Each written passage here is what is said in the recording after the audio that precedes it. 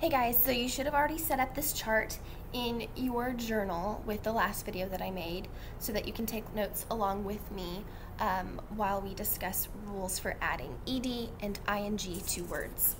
So the first word that we are going to look at, we're going to be looking at words that go into the no change section, okay? The first word we're going to look at is the word sing. Okay, in the word sing, we have a vowel in it, but the vowel is not one of the last two letters. It's not one of the last two letters. Sing, S-I-N-G. So with this word, to make the word singing, or, we wouldn't really say singed, we would say sung. It's one of those special cases for past tense. So to add ing to the word, we just add ing to it, and it becomes singing. Okay, so we'll add that to our list. Oh, I set my marker down. There it is. Okay, so the no change section, singing, or sing, becomes singing. We just add an ing to it.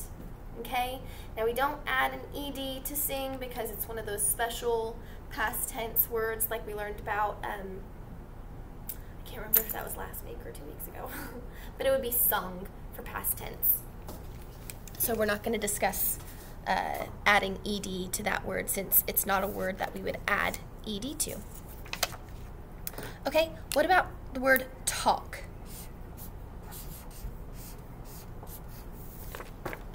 In the word talk, like the word sing, the last two letters are consonants. So I could be talking, or I could have talked a lot on the phone. I could be talking on the phone currently, or I could have talked a lot on the phone. So there's no change to that word. It's either talk,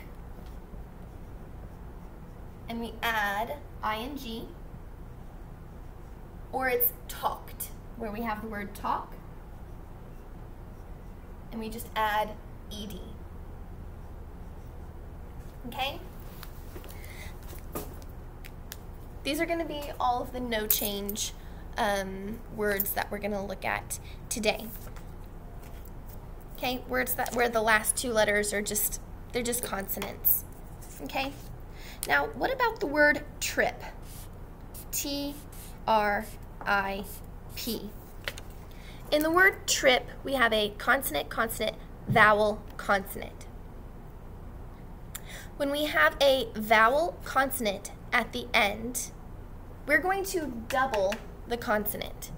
And that'll kind of make more sense once we get to this rule here, drop the final E. Okay? So to make the word tripped or tripping, we would double the P and then add ing or ed. Okay, so we're going to start with the word trip, T-R-I-P, and you should be writing these in your journal along with me because your assignment is to take notes. Okay, and you're going to submit a photo of your notes to me. So we start with the word trip, and we double the consonant because it ends with a vowel consonant.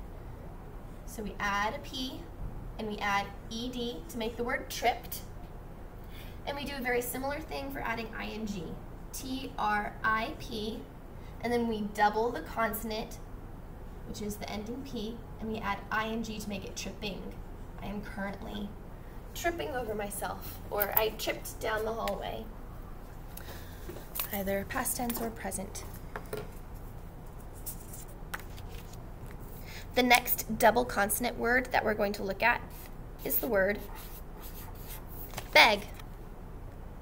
And like the word like the word trip, beg ends in a vowel consonant.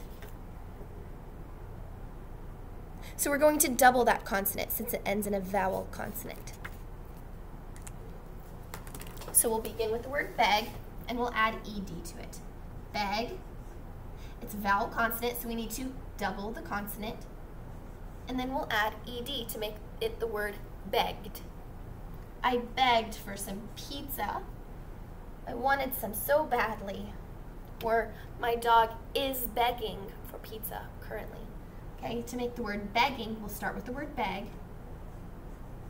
We'll double the consonant since it ends in a vowel consonant, and we'll add ing to make the word begging.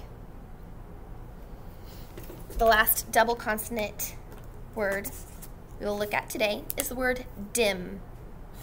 D-I-M. Dim. And you'll notice again, it ends in a vowel consonant. These last two letters are a vowel consonant. So that means that it's going to follow the rule of doubling the consonant. So to make the word past tense, we'll start with dim. And then we will double the consonant, add an M, and then add E-D. Dimmed. I dimmed the lights so that it would be darker. Or she is dimming the lights currently, to make it present tense.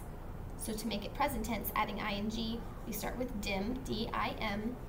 We double the consonant, which means we have two M's, and we add ing. Okay? Tripped, tripping, begged, begging, dimmed, dimming. All double consonants because they all end in a vowel consonant. Now our third rule is changing Y to I. And we do this a lot of times when we add, we were adding ES to words, weren't we? We were making them plural. That's what we were doing, not past tense. Because we were changing like mice to mouse. I got a little bit confused there. Sorry, that was a recall, my brain connecting the dots from something I was thinking about earlier. Okay. Oftentimes when words end in a Y, but we're changing the word to make it like plural or past tense or present tense, you know, adding an ED or an S or an ING, we change that Y to an I. It's very often. So we're gonna start with the word hurry. H-U-R-R-Y. Hurry. But I want to change the word to hurried.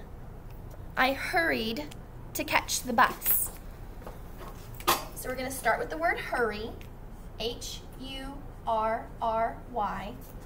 but we're going to change that Y to an I, and then we can add the ED to make it past tense. So we change the Y to I, and we add ED to write hurried.